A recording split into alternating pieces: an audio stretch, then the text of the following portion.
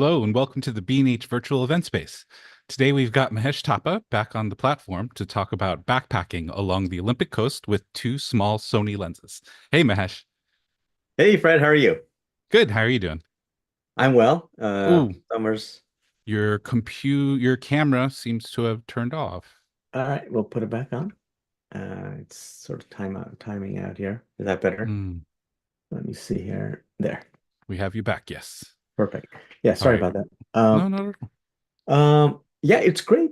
Summers in Seattle, I think, are the country's best kept secret. The weather is always Nice. very, very good, very pleasant. So that means a lot of backpacking, a lot of camping for me.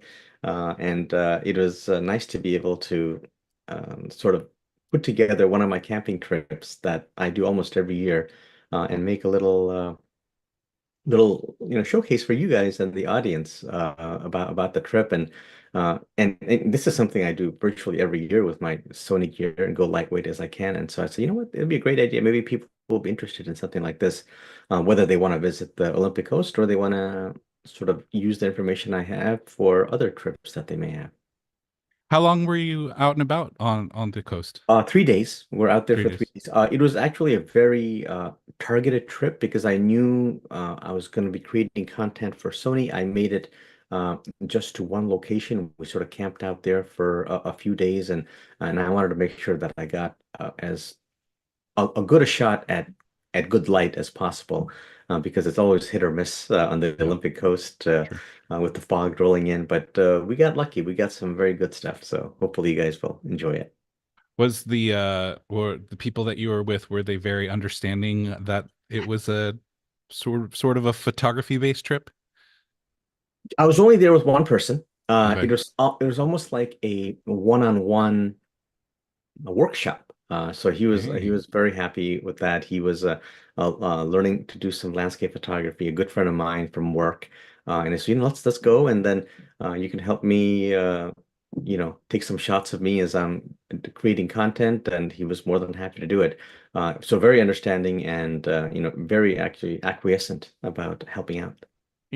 All right. Well, just before we let Mahesh roll, I want to take a second to thank Sony for hosting this and remind everyone watching live, if you've got any questions, please feel free to enter them into the chat.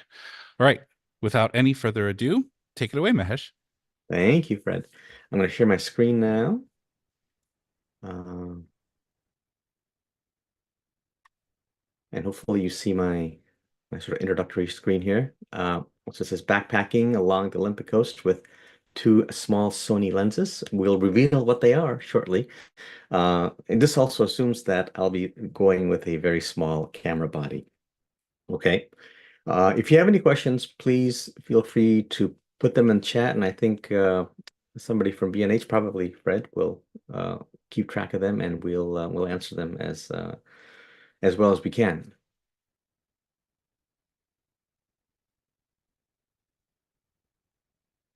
Uh, Camera keeps turning off. I'll just have to keep turning it back on. So, quick disclosure here.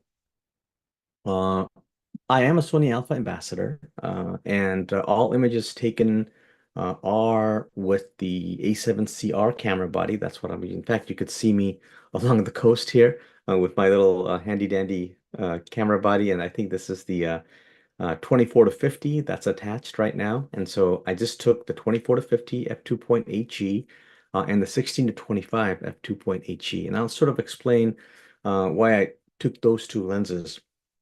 Um, so I was planning to do a few nights, and I knew the night sky was going to be super clear and the Milky Way was going to be visible.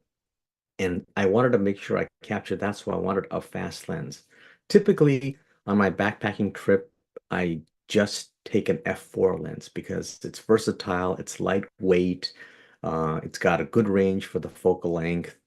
So my go-to actually, typically, I'm gonna show it to you here really quickly, is this one. I have it right here. This is a 20 to 70. I don't know if you can see this, but this is not what I took. This is the 20 to 70 f4 G lens. Beautiful lens. It's got just enough for the wide angle range at 20 millimeters and enough on the telephoto range at about 70. And mostly what I do when I camp is sort of landscape stuff, not a lot of night astro. If it is night, then I can just increase the time. But if I knew I was going to be doing Milky Way stuff on the strip, so I wanted a faster lens. But I didn't want to take one lens dedicated just for astro. So if I know I'm going to do just astro, I'm going to turn this my camera off for a second. If I know I'm going to do just astro, I typically will take like a f1.4 lens or like a 24 f1.4 or 14 f1.8. And I didn't want to do that because there's other stuff I wanted to do along this trip.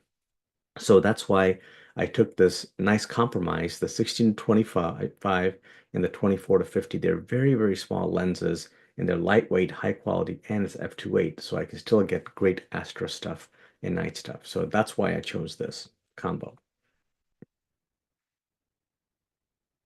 Oh, I'm going to sort of share the journey with you. So maybe, and I think for people who are planning a trip to the Olympic coast, this may be helpful because there's a lot of things that you may not consider when you go. So, uh, whether you're going to Shai Shai Beach or you're going to somewhere else on Olympic coast, some of the travel suggestions I have and equipment suggestions I have, I think will be pretty universal. So hopefully, you'll find this helpful.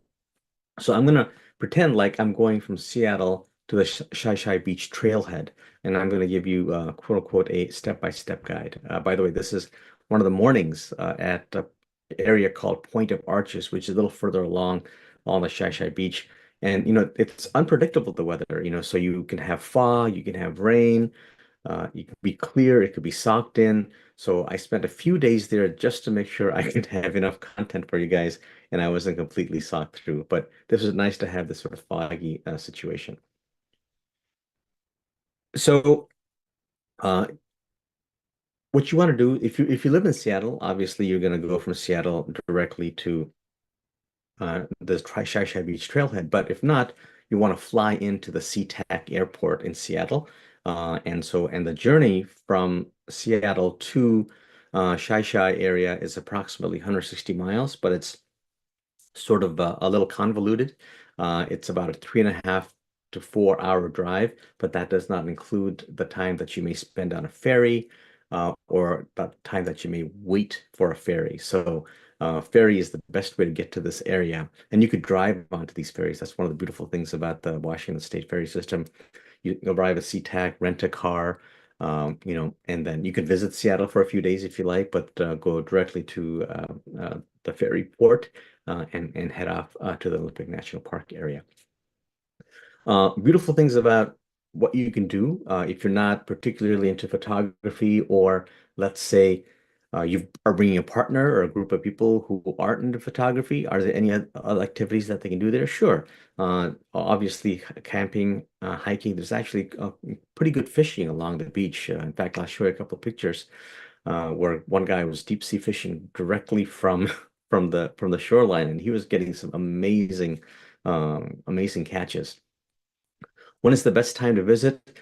Like I said, any time of year is a little hit or miss there just because of the weather patterns that happen. But if you want to be as sure as possible for going during the right time of year, I would say spring to early fall. If you could hit it in the summertime, you're going to have the best chance for Milky Way clear skies.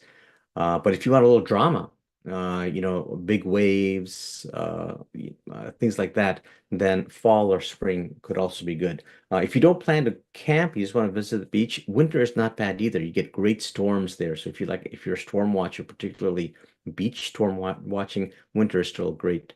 Not the best for photography, obviously. So this is sort of photography centric talk. But winter is also can get very dramatic there. So you'll basically depart from Seattle.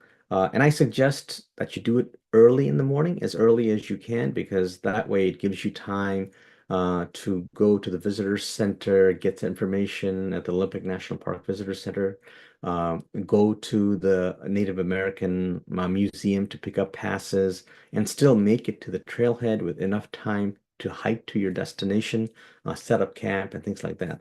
So we left around my house around 6:30 a.m. And so by the time we got to the trailhead, it was about 2 or 3-ish, and then by the time we set up camp, it was around 5 or so. So that gave us plenty of time to enjoy the late afternoon light and also catch a nice sunset. So there are two ways that you can head out to this area. From Seattle, you could take the ferry at Bainbridge to Bainbridge Island, and from there, drive on to where we need to go. Or you can drive from Seattle to Edmonds and then take the Edmonds to Kingston ferry. If you do that, the final drive is a little shorter, but and the ferry terminal tends to be a little less busy if you do it that way. Seattle to Edmonds drive is about half an hour to 45 minutes, depending on traffic. You can never account for Seattle traffic sometimes. And what's great about these terminals is they themselves are great opportunities for photography. For example, here's a shot I just took from the ferry really quickly. You could see another ferry sort of docked over here. The wheels, the Seattle's wheel, and the Space Needle, and a view of downtown. So you can get some beautiful iconic shots just from the ferry. So your photography journey starts as soon as you land and as soon as you get to the ferry dock. And very picturesque scenes can also be had at the Edmonds ferry dock. So have your camera out and get ready to take some pictures. So once you get to your destination from the ferry, whether it's the Bainbridge Island or it's Kingston, you are going to drive either the 104 west or the 101 north to reach the city of Port Angeles, another beautiful city. And as you go, you're going to have these little coastal views. We were lucky that the fog was just lifting, and we actually got a fog bow. Believe it or not, this little fog bow over here that we saw along the water. And this is, I wish I could tell you this was an eagle, but I think that's just a seagull. Uh, so again, have your camera at the ready. You could take some breaks. Port Angeles is a great city to stop by, get something to eat, take a break, fuel up if you need to. That's probably the best place you can do that.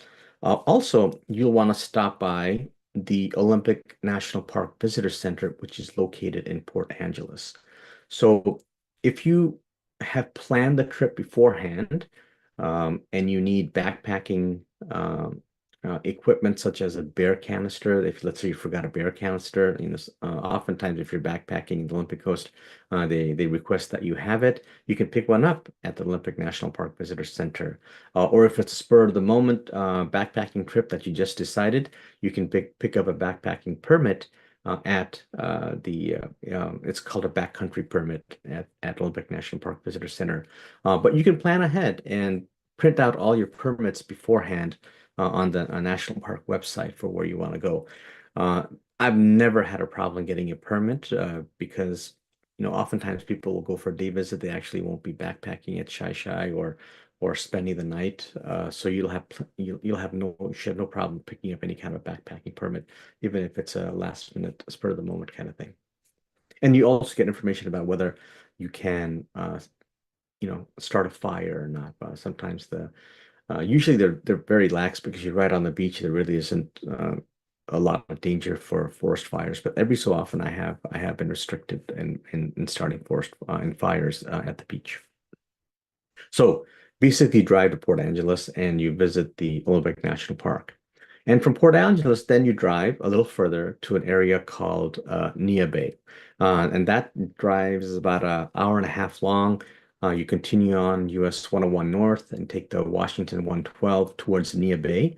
And again, you're going to pass through some beautiful coastal scenery. You're going to have rock formations. You're going to see to the other side of the water. Wander if you can, you'll see Canada. And sometimes you may even catch some orcas. If you have a big telephoto lens, you may be able to catch some orcas as they're going through the Straits of Juan de Fuca. And finally, you arrive at Neah Bay, which is now very, very close to Shai Shai Beach. In fact, Neah Bay is known as the gateway to Shai Shai Beach, if you will. You'll stop by the Macaw Museum. That's what I recommend. That's where you'll pick up a macaw recreation pass. And you need that because as you go into Shai Shai Beach and Point of Arches, you'll be traveling through Native American land, and you'll be required to buy a pass from them. Their pass is, I think, $10, and it's good for 6 months or a year. I forget what the length is, but it's very cheap, very reasonable. The museum itself is very nice if you want to sort of look around. A lot of Native American art, history. It's a great little town, Macau. You can also fuel up there if you need to, but now you're very, very close to the Shai Shai Beach trailhead. So two permits you need. One is a backpacking permit, right, for Olympic National Park, and the second is this Macau Recreation Pass. So you need to sort of display both when you get to the area and you want to do some backpacking. And finally, you'll get to the trailhead. I went with a buddy of mine. This is Danny. And you can see it's right here. It says, "Welcome to the Makah Tribe's Shai Shai Beach Trail." So a large part of it is Native American territory that you'll be walking through. But as long as you have that recreation pass, everything is above board. So basically, you're going to continue on a Hobuck Road. That's the name of the road. And then take the turn onto the road leading to the trailhead. So I say go to the trailhead, drive the trailhead, but remember, you can't park there overnight. So that's the caveat. So, well, what are you gonna do? Like you want to backpack for a few days. If I can't park there overnight, what do I do? Well, that parking lot really is meant for day hikers and things like that. So once you know where the trailhead is, you have to drive back about a quarter of the mile along Hobuck Road, and there's a house. Believe it or not, there's a house at the side of the road with a huge parking area, a lot of grassy parking area, and then you go in there, you park your car, and you decide how many days you're going to be there for. I think it's about $10 a day or $10 a night. You figure that out. You put your money in the envelope that they have there. Put your day that you're coming in, the day that you're leaving, put the money in the envelope. And so another pro tip, carry some cash with you. So because there's obviously no way to put a check or a credit card. So if you don't have cash, you won't be able to park there. So that's another pro tip. So, how many ever days you want to be there, multiply it by $10, and that's how much money you'll be leaving for them. And then so once you do that, you park your car and then you just walk. So you just walk a quarter of a mile along this Hobuck Road to the trailhead. That's really the only option you have. Okay. And then once you get to the trailhead, you're going to hike to Shai Shai Beach. The hike itself is very reasonable, pretty flat. The only caveat is it's often very, very muddy. Because it's so muddy, you want to have either waterproof shoes or shoes that you don't mind getting wet. So for example, if you kind of tell on mine, I'm just wearing some Keens, and that's okay because even if it gets dirty or whatever, I can easily wash it off at the beach. So either have waterproof shoes or shoes that you don't mind getting dirty and that can easily get washed off. So along the trip, you're gonna see these beautiful sort of S-shaped curves, pathways. Some of it's gonna be lined with this boardwalk type of stuff. Very, very picturesque. These great evergreens. You're gonna see some wildflowers along the way. Sometimes these um, fire bushes are often very, very prominent as you go in the summer months. And the trailhead itself can be busy depending on the time of day you go and the time of season. But the further you travel along Shai Shai Beach and to Point of Arches, the less busy it's going to be. So the hiking time, depending on how fit you are, how much equipment you're carrying, it's going to take you probably an hour or 2 hours, a little slower if you're carrying a lot of equipment, obviously. But again, it's not that strenuous. It's just a little tricky at places because of all the mud that you can encounter.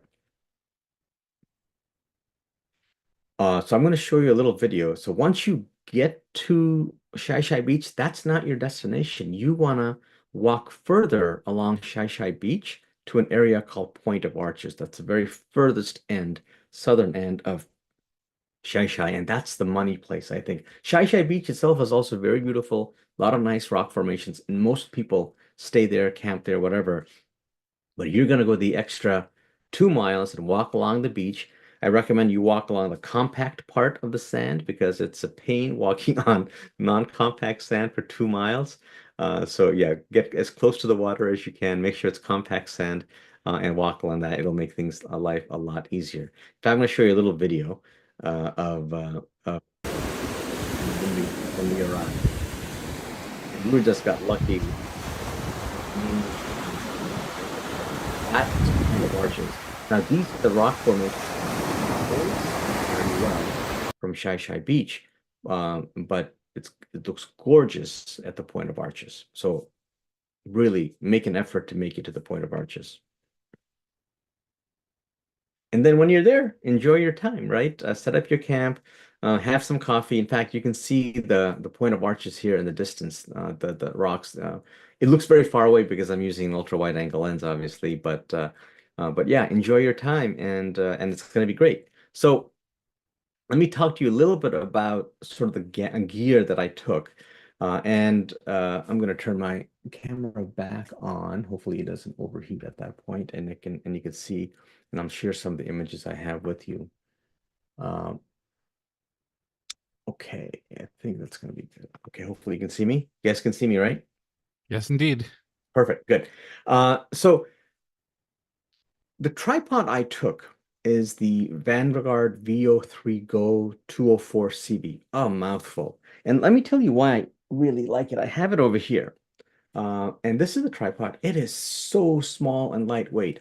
And typically I take big, heavy gear because I want the best quality. But with the Sony A7CR and these two smart lenses, I don't need such heavy gear, which means that I don't need a heavy tripod to stabilize my equipment. I can get away with something tiny like this. And this is why I like this, the thought that they put into it. If you look at the ball head, you could see that it has little notches. Do you see these little notches over here? Right here. That's for the legs to sit in perfectly. So oftentimes I'll get tripods with ball heads where they haven't thought about something like this. So the heads, the the legs are sitting like this, but this goes flush up against, and it makes it really compact, really easy to carry in a little water bottle holder on the side of your bag. Actually, that's how I carry this. So that's one option. Another option also made by Vanguard, which I also like, which I didn't take this time because it's a little heavier, is the VO3 Go 265 HCB, and I think guys you'll have links to all of this over there. For this is the other tripod, and this is sort of the ball head that I just happen to have on. This is not what comes with the tripod. It actually comes with a center column here, but the center column I took away because I don't really need it. This is tall enough with just the extensions and adds a little more weight, and so that's how I carry it. So you could go with either one, but if you want the absolute lowest weight for pretty good stability, I recommend this VO3 Go 204 CB tripod. In fact, that's what you see here in the image. That's that tripod I have on the A7CR with the 16 to 35 millimeter lens. That's a great damn. This is a picture I just took at home showing you the sort of the ball head that it comes with. And this little notch over here is where those little legs sit. So yeah, really good. As far as filters, I take the Nisi filter system. And I think I have a picture here somewhere. Oh yeah, here. This is the other tripod I recommend. Again, a little bigger. Uh, if you need a little bit more sturdiness, if you're carrying slightly heavier equipment, maybe like a Sony A7 R5, or you're taking a 7200 millimeter lens, then probably you should go with something a little bigger like this. But if you're just carrying an A7CR or something equivalent and a couple of tiny lenses, then this is perfectly fine. Yeah, so these are the filters. I typically use Nisi filters. I've been using them for years, and I think they're great. The one I took with me on this trip was the V5 version because they're nice and compact. I don't know if they actually make them anymore, but I think they have a V. They're up to V7 now.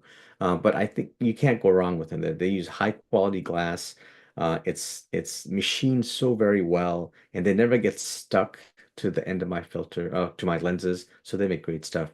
Uh, so these are the filters I took. I took a polarizer that fits right onto the ring here, the adapter. And I took a skylight filter. I use that for astrophotography. It helps take away some of the city lights or light pollution, the yellow light. This wasn't a huge deal, actually. I probably didn't need to take it on this trip because there's no big cities really close to Olympic National Park or the Olympic coast, so probably didn't need this, but you never know. I take that on most trips if I do astrophotography. Couple of ND filters. Typically, I take like a 6 stop and a 10 stop, and a I take a 3 stop graduated neutral density filter and a 3 stop reverse graduated neutral density filter. Oftentimes, this is great for shooting sunset where the sun is still just above the horizon, and you could put the darkest part of the filter at the horizon and have it clear at the bottom and not as dark on the top. So that's the reverse grad ND filters are really good for sunsets or sunrises when the sun is still above the horizon. Of course, I took a headlamp because I'm often there during astrophotography at night. I recommend you use a headlamp that has either red light or green light because that'll preserve your night vision. People have said green light actually preserves it better than red light. I'm not sure. Your mileage may vary. I've actually haven't tried that, but I know some people who swear by green light as opposed to red light. Uh, One thing that I recommend if you don't have this sort of square type of filter system is a filter wrench. And I have an image of it over here because oftentimes when you're screwing these filters, these round filters at the end of your lens, particularly in areas where the weather changes so quickly, when it gets humid, when it gets hot, it's dry in the daytime, humid at night, whatever, the change in temperatures will make it so that it's very difficult for you to unscrew the filters from the end of your lens. And you're in this backpacking trip of your life, and all of a sudden you can't get rid of your ND filter or your polarizer. I mean, pretty much your trip is ruined, right? Having one of these filter wrenches is a lifesaver. So I always carry one in my bag, and even even where I'm trying to go as lightweight as possible, this is one piece of equipment that I always carry if I know I'm doing some serious photography and I'll be using round lenses, round filters on my lenses. And finally, some absorbent towels. Carry like 2 or 3 of them because you don't have the luxury of going to your car to pick up another towel if it gets wet or if you drop it in the water. So have a couple of these around just in case you need more than one. It's great for cleaning your lenses, wiping off your camera equipment when you get some dew on it, or if there's a splash of water from the sea. You don't want that salt water standing on your equipment. It's really easy to wipe it off. So again, very practical tips, and hopefully it'll help you out. Uh, what tent did I take? I took a one-person tent. Again, I was trying to go as lightweight as possible. I had probably about 25 pounds. That for me is pretty light. Usually I'm pushing 35, 40 pounds. But this trip I was able to get away with about 25 pounds. And I took this Big Agnes tent. The model is the Copper Spur HVUL1. You can, I think, pick it up on sale for about $300, $400. It was amazing. It was great. It was super easy to set up. It has a beautiful orange color. In fact, if you like taking those pictures with the tent in the foreground and your scene in the background, this is perfect because you can literally pick it up with one hand and move it wherever you need to move it. And it comes with great stakes that go into both sand and more solid ground relatively easily. The backpack I took, but is this one? It's made by Alps Mountaineering. It's called the Baja 40 liter. And I was able to get everything I needed in this 40-liter backpack. But any 40-liter backpack I think is fine, or carrying more. But for what I needed to carry for basically a 3-day camping trip, this was perfect. It held everything I needed to hold. So some other things that I took, hiking poles, probably not completely necessary for a hike like this, but you can often use hiking poles as a way of propping up the rainfly on your tent if you need. Uh, I took enough freeze-dried food to last me for a few days. A water filtration system. What's great about camping at Chai Chai and or Point of Arches is that there's this stream. It's called Petroleum Creek that runs down to the beach and it has, uh, you know, non-salt water, fresh water, and all you need to do is filter it out. So to kill all the bacteria and most of the viruses, hopefully. Or if you don't want to use a filter system, this water is pretty clear and just get some tablets, iodine tablets. I know a couple of people who have used that to purify that water. And oftentimes, I'm boiling the water for looking for food anyway, but for drinking and things like that, probably the easiest way to do is just some kind of water filtration system. There's so many of them out there. Pick one that is convenient for you, that has a nice balance between easy to use, weight, so on and so forth. Obviously, sleeping bag and sleeping mat.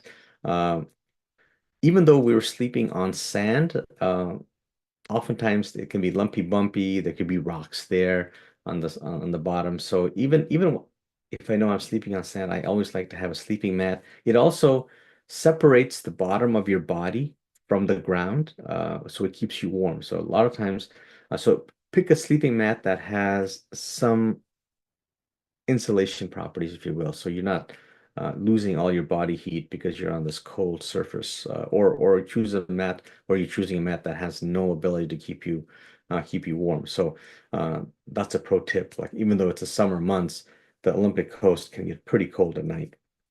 Obviously, instant coffee, cooking supplies, and fuel, a little fuel canister, and a little stove, again, easily found at a camping store. Always carry a first aid kit. The one of the most important things in the first aid kit is something to cover your blister. So maybe you're trying out new hiking shoes. Maybe the sand gets in your shoes as you're walking, and it causes friction between the strap or the surface of your skin and the shoes, and that can rub a little way that you normally wouldn't have if you're just hiking normally. So these little blister covers have been amazing. So I use that. Band-aids work also for that, but they tend to sort of fall off if they get a little wet or if your foot gets a little slippery. But these sort of uh, things designated just for blister covers, they tend to adhere to that area very well.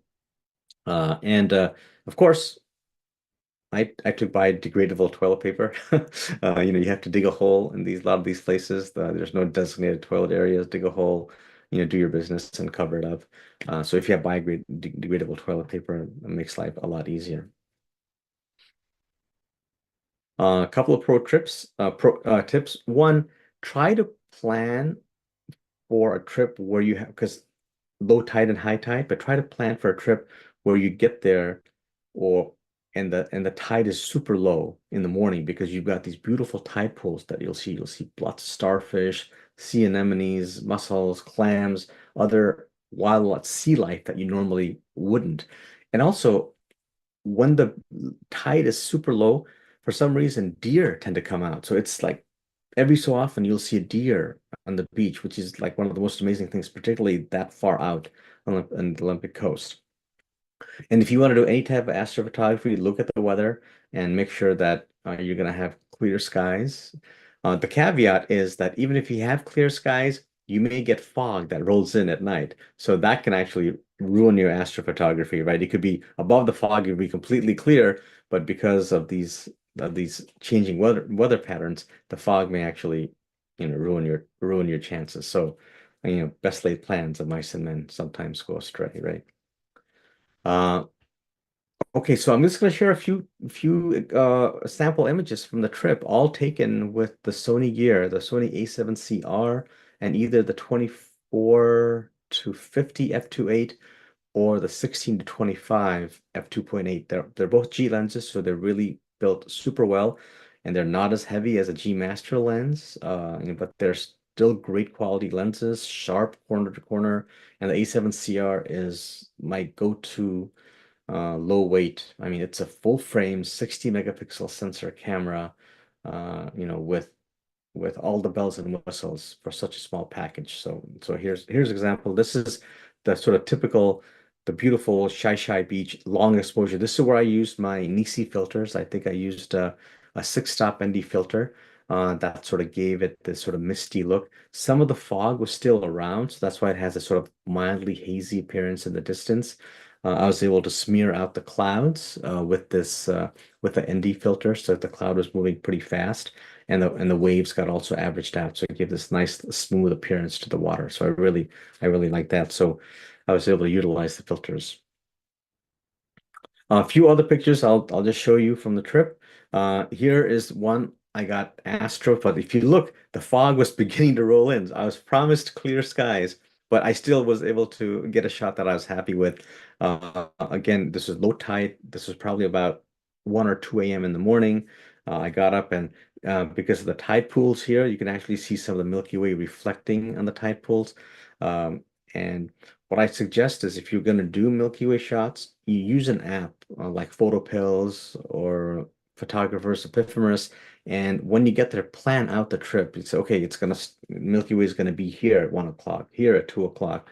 And where do I want to be so the composition is going to look right? Because trying to get there at the middle of the night and figure out what you're going to shoot is impossible because, yes, this looks nice and bright here, but it's pitch black before you do your long exposure ISO 1600, 3200 shot. So really think about, and plus, you want to make sure that you're not going to be stumbling over any of these sharp rocks. So really plan that out in the daytime about where you want to go and how you want to shoot these shots again. But you could do all your planning, but if the fog rolls in, your plans may be shot. But luckily that it wasn't so bad that and in fact, in this particular shot, I think it actually gives it a little bit of atmosphere, a little bit of something unique. So I kind of like the fog there, low-lying fog coming through. Here's another night with a slightly different composition. During low tides at Shai Shai Beach or at Point of Arches, these rocks that you see here get revealed. At higher tides, these rocks are actually underwater, so you don't have these sort of compositional elements, these leading lines to help you to create a nice. Otherwise, it's just a bunch of rocks in the distance and some water.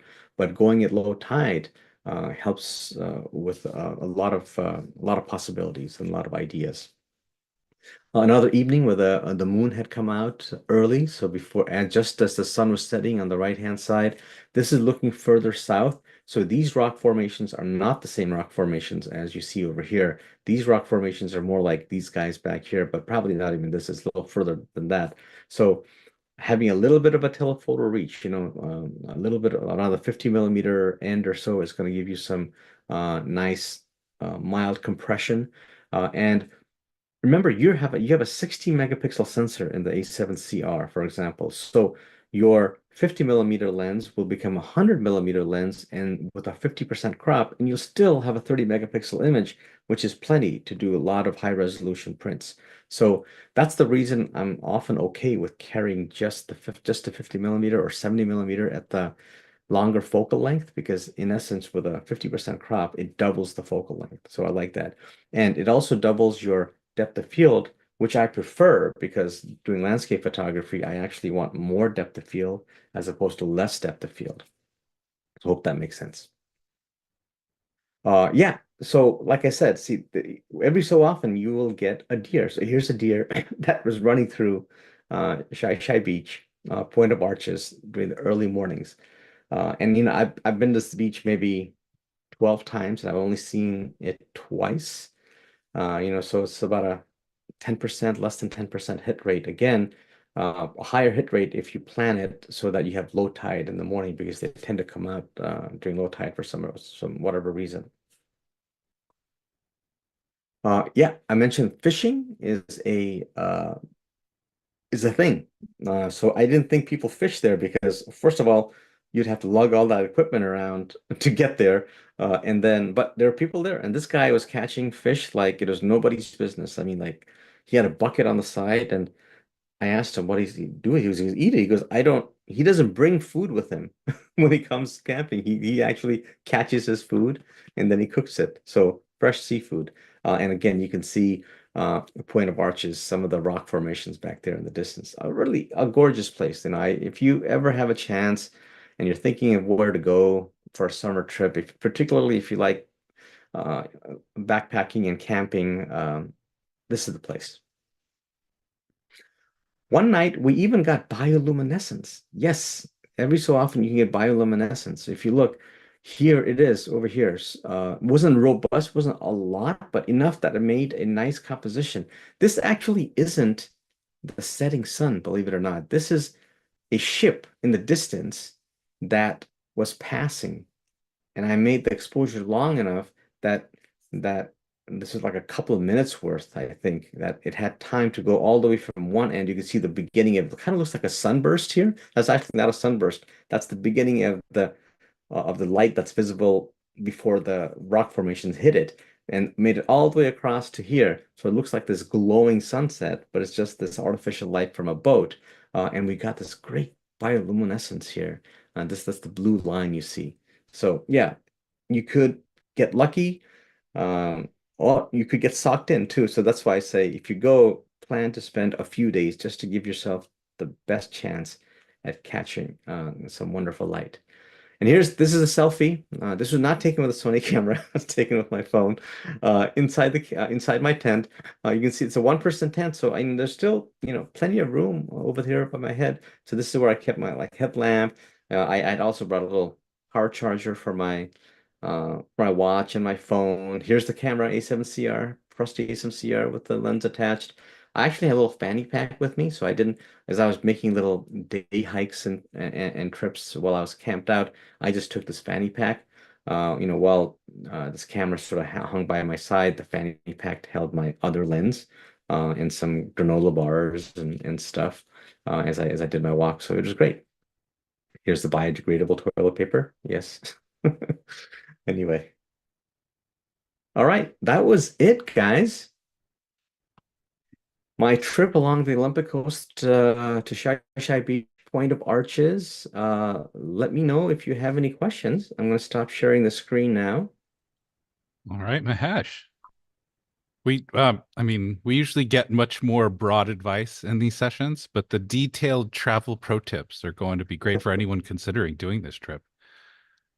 Or And anything, something similar, any kind of a coastal trip. I think the information is very applicable. I tell people, make sure you carry a tide chart. Know when the high tide is, when low tide is going to be. Particularly in locations like this, if you don't plan it right, you can get stuck in an area till the next morning or a few hours until the tide goes down again. So you have to be careful. were there any apps you used for, like figuring out the tide or, well, Yeah, so obviously the weather, but figuring out yeah, the tide? so there's a bunch of free apps out there. I used an app called Tide Charts Hmm. on my iPhone, and then to plan my Milky Way sort of alignment and timing, I use PhotoPills. So those are the two major apps that I used while I was there. Hmm. Yeah, well, that bioluminescent pic was really cool. I know you said that it was very minor, but it because it was on the opposite end of the temperature spectrum, it's Yeah, popped out so much. yeah, And right. and then especially knowing that wasn't the sun in the background. Yeah. Excellent. Yeah, everybody thinks, oh, well, you got a beautiful. No, this is like at 2 o'clock in the morning. There's no sun there, you know? And it was just a little ship that had a slide on as it's traveling across. And even the bioluminescence, like to the naked eye, I'm like, is that a little blue? Okay, is that? And then you put the camera and you take a picture and do a long exposure, and then it really pops out. That Nice. really, yes, it really is bioluminescence. And what was trippy was, you know, as I was walking along the beach, where the water had just come out as compact sand, as you walk, the bioluminescence glistens. So you like, it's almost like that old music video by Michael Jackson, Billie Jean as he's walking on the Oh yeah. sidewalk. It sort of Yeah. lights up as he walks. This is what's happening. Every step I took, those areas were lighting up. It was so awesome. That's cool. Yeah. I mean, speaking of seeing things with the naked eye, those violet purplish tones you got from some of the night photos, how much of that, I mean, you captured it beautifully photographically, but you're on a trip, you're there. How much was of that did you see with just your eyes? Very little. Very little. Very little. I mean, the Milky Way itself, you could see very, very well. Hmm. because it's so dark, you know. But everything else, like in the foreground, maybe a little bit of the reflection, it's super hard to see because it's pitch black, you know. So it's like after you take the picture and you look at that, I go, oh man, I botched up that composition. Let me move the camera a little this way, maybe a little that Hmm. way. And then it's almost like, you know, you're shooting blind and then you get little glimpses of what the composition looks like, what the light looks like. And then you sort of finally, like after 3 or 4 takes or 5 takes, depending on how close you were to begin with, you get a shot that you like. But yeah, besides the Milky Way itself, a lot of it was just invisible. I was like, wow, I got a reflection. I didn't know I was going to get a reflection. Mm. And then I had, okay, this reflection looks good, but I could get a little bit more of the Milky Way, so I had to move my tripod here and there. So a lot of Hmm. trial and error, but eventually it worked out. Nice. Yeah, they look gorgeous. Well, before I keep hitting you with my own questions, Susan in the chat is traveling with her Sony A6700 Oh, and great. I love can't that camera. and she can't find a lightweight telly akin to a 70 to 200. Do you have any suggestions for her? Yes. Uh, so I guess 7200 and a full frame is so Sony makes this I think 70 to 300 telly. In that's the one I use. They also make I think a 70 7200, no, 7300 tele. It's a G lens. Um, and what's great about the APS-C system is that the 300 becomes 450 millimeters. Hmm. And it's, you know, it's a G lens, so it's slightly heavier than a really cheap lenses, but it's also super robust. Like this is a lens that you'll keep for a lifetime. So that's my go-to tele lens. It's a 70 to 300. I think it's actually 70 to 350. Look, if you just do a quick Google search, Susan, do a 70 to 350 APS-C Sony lens. That's the one I carry. Oh, okay. Oh, wow. So the seven, wow. I don't think I've ever heard of an APS-C lens starting at Yeah, in 70. fact, you know, give me a second. I think I actually have it in my closet. Let me open up my closet here. While Mahesh is jumping into his closet, some things that I could think of for you, Susan, if you're really looking for lightweight, then you might, and it's an A6700, so it's an APS-C. You might want to consider an 18 to 135. That way you're starting at, yeah, I know that you didn't ask for a wide, but in one light lens, starting with wide, and then on 135 on the APS-C would equal 202, 203. So, you're looking at 27 to 200 with something that's light. Ah, Um, Up, I got it. here we I go. found it. Sorry. No, Go not ahead. at all.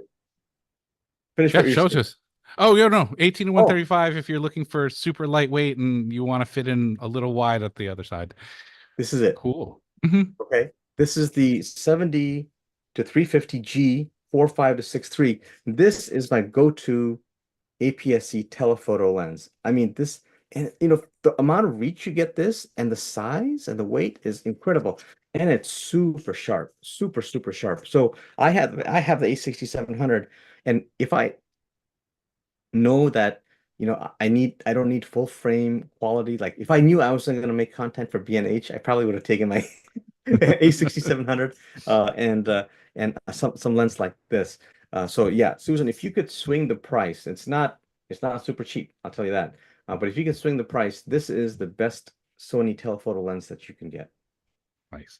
Well, I But mean, when you point out the best you can get, there's and also, you know, so Susan, if you have any inclination of ever going full frame, the latest 7200 f4 by Sony, which is this one, f4 macro, this is about the same weight as this, believe it or not. It's a little bulkier, but it's about the same weight as this. And you're all ready for full frame. And this 200 equivalent becomes 300 millimeters. So if you don't, or 250, yeah, 300 millimeters. So if you don't need a super telephoto and you know you may be going to full frame, I would think about getting something like this. The latest version, they've made a super light and it has macro capability. So think about that. and he's obviously using it, everybody. There was a quick release plate attached to that collar, Yeah, so we know it's exactly. we know it's coming out with him.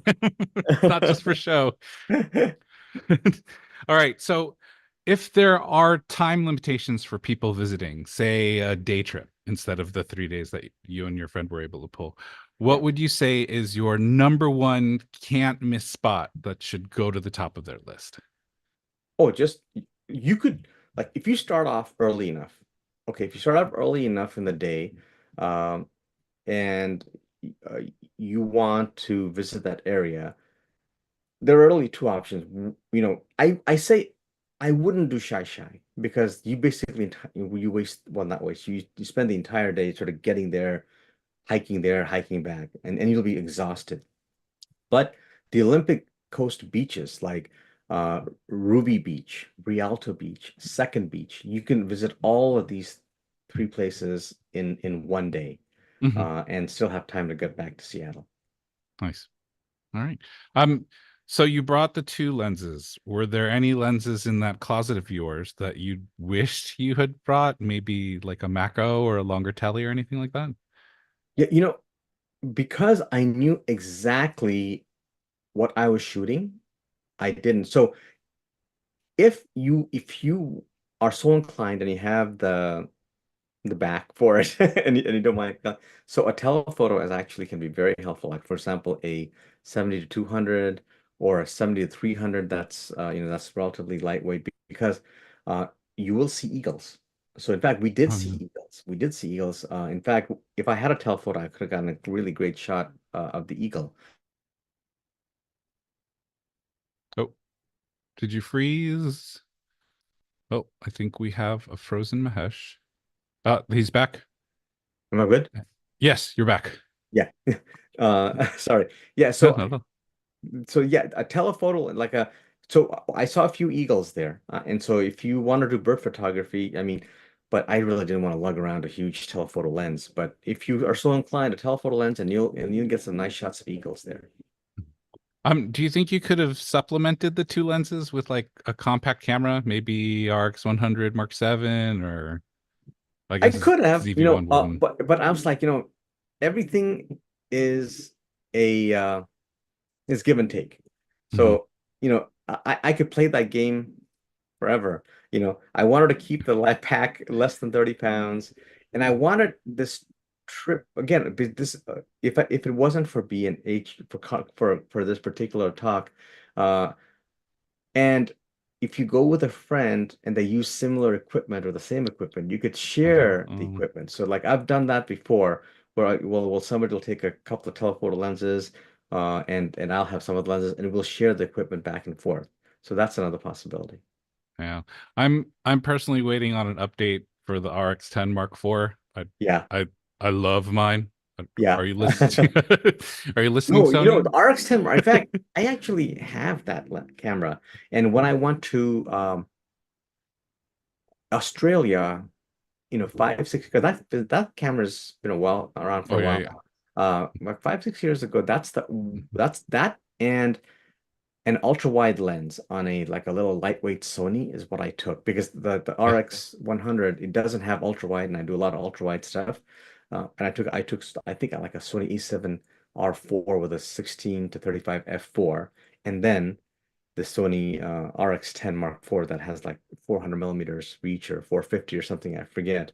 Because like, there's a lot of wildlife in Australia that I want to Yeah. capture, and that combination was great. We've actually had a couple of your Sony artisan brethren on the last week, and so far we'd also like a tilt shift lens from Sony Oh and yeah, more. I've mentioned Yeah. that for years. I've told them for years that need a tilt shift lens. And more jokingly, a 14 to 400 1.4 throughout Defi lens, right? The Yeah, dream, right. the Right. giant tank of a dream. Yeah. Wow. um, Imagine that. Yeah, they'll what come a about day, I'm stuff? sure. Sorry. They'll come a day, I'm sure. Somebody will come up with something like that. What about stuff unrelated to photography? Was there anything you wish that you had in your pack that you didn't realize you needed until you were on the Well, trail? so like I said, I've been to there 8 times now. So I know exactly what I need, Mm. Hmm. exactly for that particular type of trip. So what I do wish every time is I wish I took a better pillow. Aha.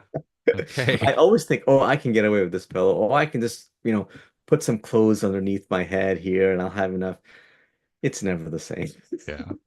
Well, now you have it on record. So Yeah, the next time you're going to hit the Olympic coast, just click on this video again, fast forward to the end, and remind yourself, better pillow. better pillow. Right, right. All right, Mahesh. I'll let you go before I bother you with more of my own Oh, not questions. never a bother, Fred. You're awesome. Thank you for the Thanks. time, and thank you to Sony for sponsoring this event. Yes, Always thank a you to pleasure. Sony. Mahesh, thank you for putting this together for us. I mean, not even just like taking some old photos and putting them into a presentation, but literally hitting the trail Yeah, to right. put a presentation for us. Yeah, no worries. I loved it. And It was a labor of love. nice. And everyone watching, again, thank you so much for joining us for this labor of love on Mahesh's part. Um, and again, just like Mahesh said, Sony, thanks for hosting this. This has been another edition of the B&H Virtual Event Space. Everyone, have a great day. Bye, guys.